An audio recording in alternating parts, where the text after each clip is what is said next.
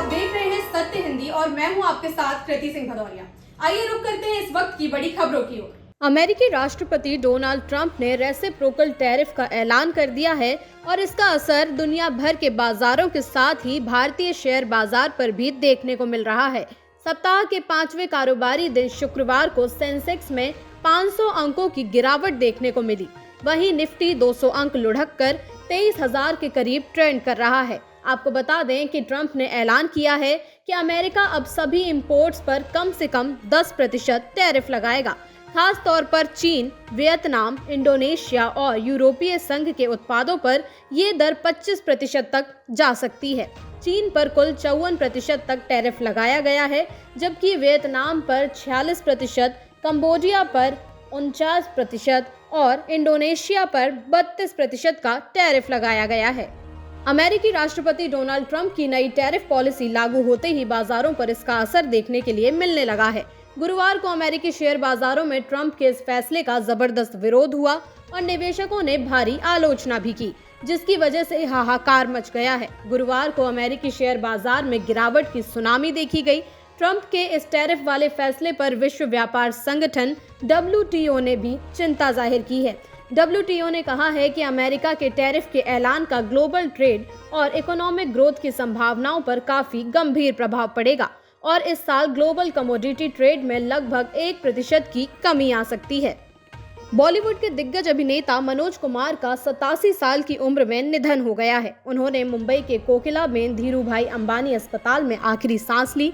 जानकारी के मुताबिक वो बीते कुछ समय से बीमार थे, इस वजह से ही उन्हें अस्पताल में भर्ती कराया गया था। भारतीय सिनेमा में मनोज कुमार को भारत कुमार के नाम से जाना जाता है। उनके निधन से पूरे देश में शोक की लहर है।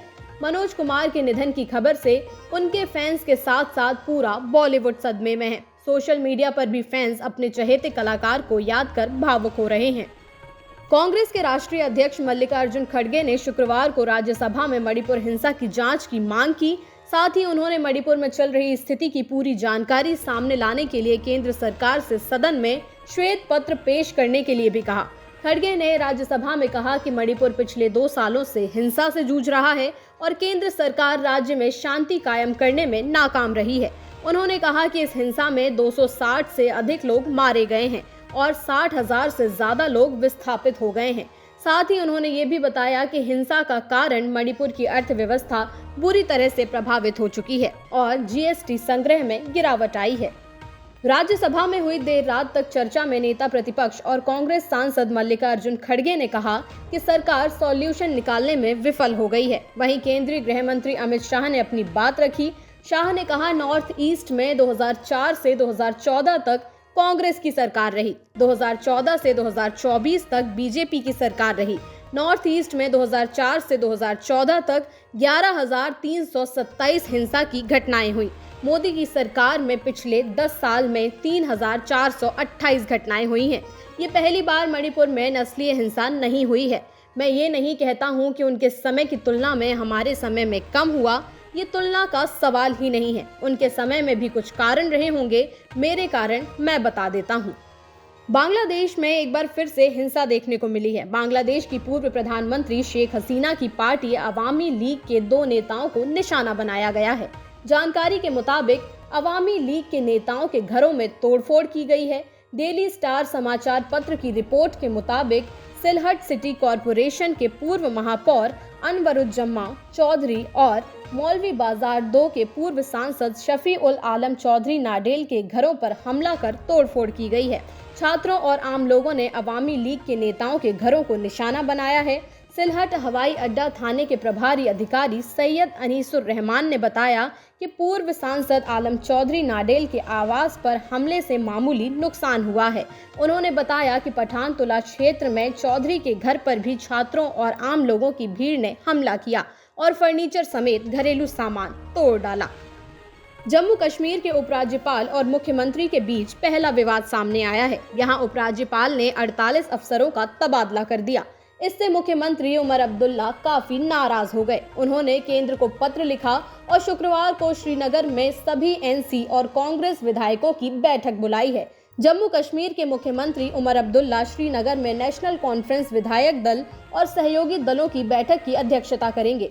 जम्मू कश्मीर के मुख्यमंत्री उमर अब्दुल्ला और एलजी के बीच पहला विवाद तब शुरू हुआ जब उपराज्यपाल मनोज सिन्हा ने 48 JKAS अफसरों के तबादले के आदेश जारी कर दिए और इसके विरोध में मुख्यमंत्री उमर अब्दुल्ला ने मुख्य सचिव अटल डुल्लो, उपराज्यपाल मनोज सिन्हा और केंद्रीय गृह मंत्री अमित शाह को पत्र लिखा। पत्र में उमर ने इस कदम को अवैध बताया और इसे सक्षम प्राधिकारी यानी उनके कार्यालय द्वारा अनुमोदित नहीं किया गया।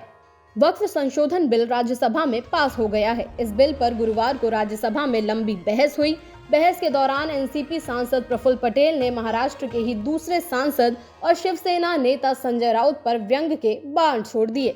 प्रफुल्ल पटेल जब अपना संबोधन कर रहे थे उस वक्त सांसद संजय राउत सदन में नहीं थे। सांसद प्रफुल्ल पटेल की बात पर शिवसेना यूबीटी की सांसद प्रियंका चतुर्वेदी ने कुछ कहना चाहा तो उन्होंने कहा कि आप मत बोलिए क्योंकि आप दूसरी पार्टी में थी। तब तक संजय राउत सदन में आ गए।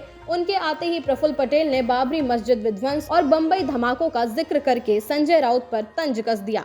आगे पटेल ने कहा कि ये कहते थे हमें अभिमान है कि हमने बाबरी मस्जिद गिराई और 92-93 के मुंबई दंगों में मेरे शिव सैनिकों ने हिंदुओं की रक्षा की। ये आप कहते थे, सही बात है कि नहीं? धन्य है, आपको भी धन्य है। हम कुछ भी नहीं, हमको कोई चिंता नहीं है। आपको जो बोलना है वो बोलिए।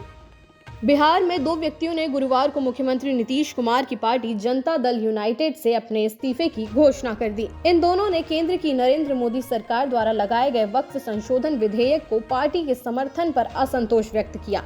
इस घटनाक्रम पर जेडीयू का बयान सामने आया है।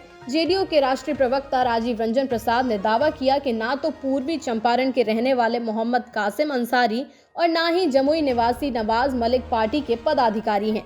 पूर्वी चंपारण में जेडीयू के चिकित्सा प्रकोष्ठ के अध्यक्ष होने का दावा करने वाले मोहम्मद कासिम अंसारी ने वक्फ विधेयक का समर्थन करने के पार्टी के रुख की गुरुवार को आलोचना की। उन्होंने पार्टी के सभी पदों से इस्तीफा भी दे दिया। फिलहाल के लिए इतना ही। देश दुनिया की तमाम खबरों के लिए आप देखते रहिए सत्य हिंदी।